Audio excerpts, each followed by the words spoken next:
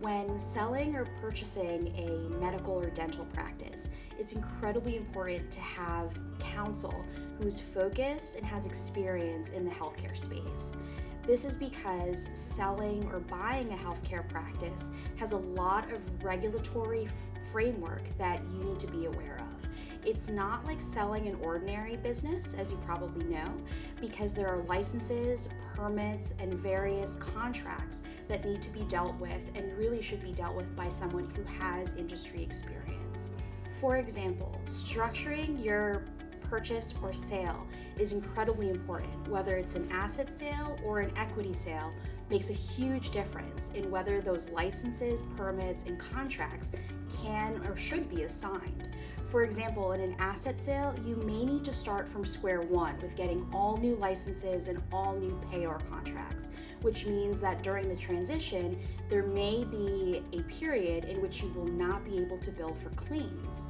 That's why in a lot of situations, it may make sense to structure this as an equity sale where you're selling the stock or membership interests of the practice. That's one consideration that is extremely important to figure out from the outset. Another issue to be aware of when you're buying or selling a medical or dental practice is the regulatory framework in which you are working. For example, in certain kinds of healthcare practices, certain change of ownership applications may need to be filed.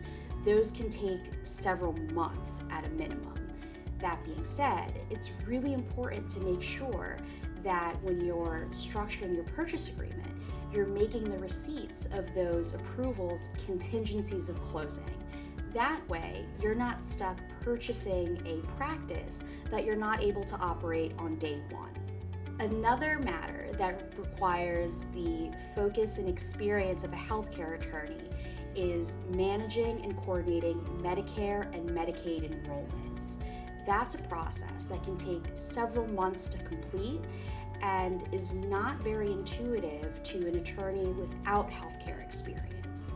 In our experience, it is critical to have industry knowledge and contacts at these various state and federal agencies to make sure that your application is processed appropriately and processed in a way that is specific to your transaction.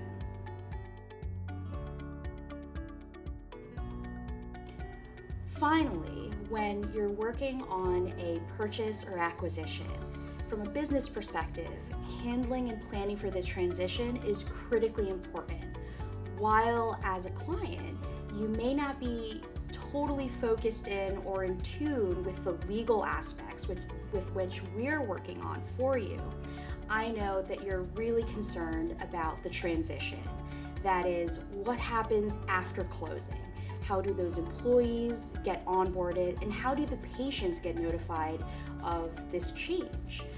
It's super important in that purchase agreement that certain mechanisms are put in place to ensure a smooth transition. That way, there's no gaps in your ability to bill, which affects your bottom line and the financials of the practice, and to also ensure that the patients, most importantly of all, experience no lack of care or decrease in the quality of care. The patient continuity is the most important part from a business perspective of this transaction, and it's critically important to make sure that the purchase agreement reflects all mechanisms necessary for the parties to cooperate in order to make sure that the patients are served first.